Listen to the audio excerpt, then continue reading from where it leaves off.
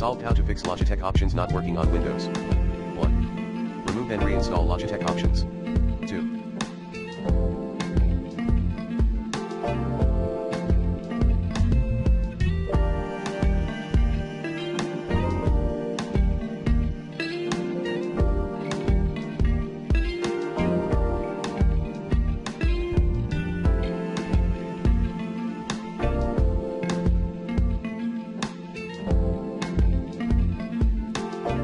Device driver.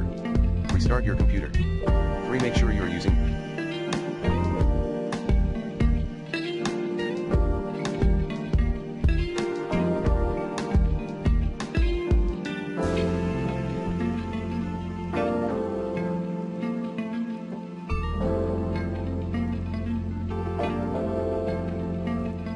the latest device drivers using the recommended Avast driver updater in this video guide. 4.